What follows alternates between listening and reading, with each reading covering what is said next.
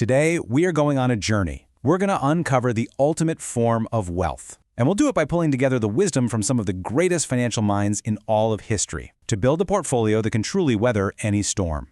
And look, this isn't just some plot from a bad disaster movie.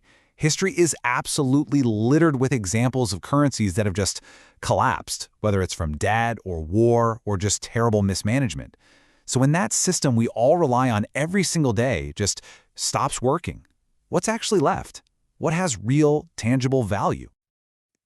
Most people's minds immediately jump to physical things, right? Gold, maybe some land, maybe even crypto these days. And hey, while those can definitely play a role, they are not the ultimate answer. Not even close. The real asset, the one that survives when everything else fails, is something so much more durable and a whole lot more personal. And to really get it, we need to first travel back, way back, thousands of years, to the wealthiest city in history. Babylon. The name itself just sounds like wealth, doesn't it? But here's the thing, its riches didn't come from some magical gold mine or anything like that. They came because its citizens understood and practiced a few simple but incredibly profound financial principles. These principles are the absolute bedrock of our unshakable portfolio. And believe me, they are just as powerful today as they were 4,000 years ago. Wow. Let that sink in for a minute. This quote from the classic book, The Richest Man in Babylon, hits on the first and most crucial secret. We spend our whole lives working, earning money, and then what do? We just give it away. To the landlord, the grocery store, the government. Wealth doesn't begin when you start earning. It begins the moment you start keeping a piece of what you earn for you.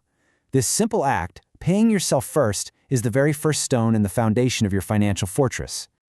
I want you to think of these 5 laws as a complete financial operating system. Seriously, it all starts with defense, right? Building that habit of saving. But then you switch to offense by putting that money to work, making it your little employee. The real key, though, is protecting that growing treasure.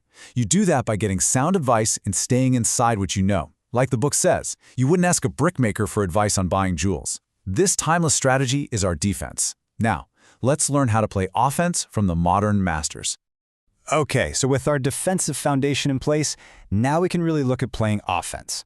When a crisis hits, let's be honest, the stock market can feel like a total casino. But legendary investors like Warren Buffett and Peter Lynch, they are not gambling. They don't bet on the market.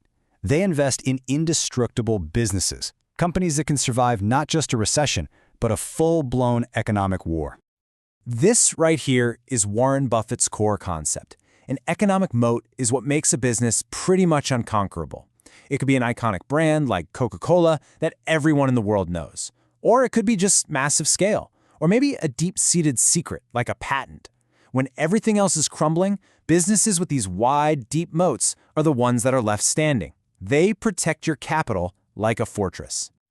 Now this represents a huge mindset shift. Most of us were trained to hunt for bargains, right? To find the cheapest deal. But Buffett teaches us that in investing, quality is everything. A so-called bargain company that's fundamentally weak, it's going to get crushed in a downturn. But a wonderful, high-quality business, even if you pay a fair price for it, has the resilience to protect and grow your wealth for decades. And what's so great about this is that it shows you don't have to be some Wall Street genius to find these durable businesses. Peter Lynch, another legend, found his absolute best investments in places nobody else was even looking. Boring companies, like a company that makes bottle caps or manages waste. They don't make for exciting headlines, but they are often fantastic, cash-gushing businesses that Wall Street just ignores. This means you can find your own moats, or you can take it a step further and actually build one yourself. Now, owning shares in great companies, that is a powerful strategy. But the truly wealthy often take it to the next level. See, they don't just own assets, they build systems, their own economic engines that generate wealth on their own terms. The author M.J. DeMarco has a name for this. He calls it the fast lane. All right, so here's the controversial idea from the millionaire fast lane. The traditional advice we all hear, get a good job, save 10%, put it in a 401k, and maybe retire at 65. DeMarco calls that the slow lane. It's a plan for being wealthy when you're old, and it's based on trading your time for money. The fast lane, on the other hand, is about building a scalable business system. It's about taking control of your income and using leverage to create wealth while you're actually still young enough to enjoy it. It's a total rejection of the idea that your time is the main thing you have to sell. And this isn't about working harder, it's about working smarter by building a system. The law of affection is basically the math behind the fast lane. Your income potential isn't capped by the number of hours in a day. No, it's determined by how many people you can reach, that's scale, and how deeply you impact them, that's magnitude. This is how you finally decouple your wealth from your time. Let me just ask you this. Do you want a career where you can help maybe 40 or 50 people a week? Or do you want to build a business, or a piece of software, or a book, or a service that can reach and serve 1 million people, even while you're sleeping?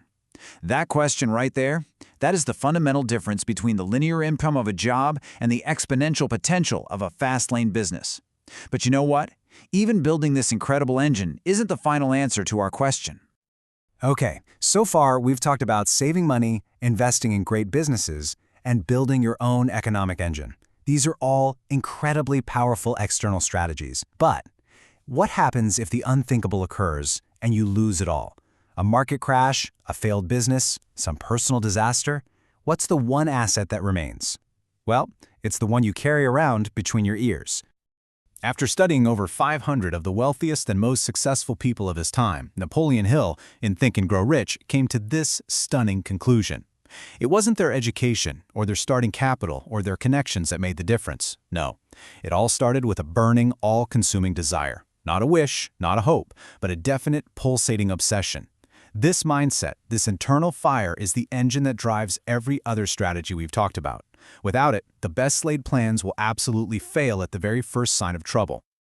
Now, for a truly radical idea, something that might turn traditional financial planning completely on its head, we spend our entire lives on this hamster wheel of accumulation, saving, investing, growing our net worth. But for what? What's the ultimate goal here?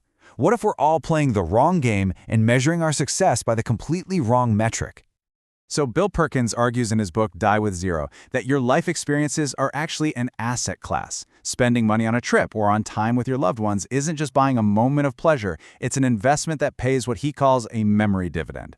Every single time you remember that experience, you get a return of joy. And unlike a car that just depreciates to zero, the value of that memory can actually grow over time. It's an asset that no market crash can ever erase. I mean, just think about the ROI here. Beyond the initial cost and the joy you get in the moment, you get this long tail of memory dividends that can last for decades. When you factor that in, the return on key life experiences is, well, it's potentially infinite. This isn't about being reckless with your money. It's about strategically investing in a fulfilling life. So, how in the world do we bring all of these incredible ideas together? Well, this brings us full circle, all the way back to our original question. What truly survives when money fails? The answer, the single most vital asset, isn't one single thing at all. It's not gold, it's not a stock, it's not a business. It's a diversified portfolio of durable, multifaceted wealth. This is it, right here. This is the portfolio that is truly unshakable. It starts with those timeless principles of saving and sound judgment from ancient Babylon. It's fortified by owning or at least understanding durable businesses with deep economic moats. It has the power to generate its own returns through a scalable system that you control. And it's all powered by an unstoppable internal mindset of desire and resilience. And finally, it's enriched by a lifetime of memory dividends from experiences that give your life meaning. This is what survives. This is a fundamental redefinition of wealth. You have to stop thinking of it as just a number in an account. That's fragile. Instead, start building a robust portfolio across all of these categories. Your knowledge, your systems, your mindset, your memories. These are the real assets that will keep you fed, safe, and connected no matter what happens to the currency. So I'll leave you with that thought. The goal isn't just to build a bigger bank account. The real goal is to build an unshakable life. Take a moment and assess your own portfolio. Where are you strong? Where do you need to invest a little more? Your journey to true wealth, it starts right there. That's a wrap on today's episode. If this helped you see money differently, smash that like button. Subscribe to Retire Rich for more wealth-building strategies, and drop a comment telling me what topic you want next. Remember, your financial freedom starts with the choices you make today. I'll see you in the next one.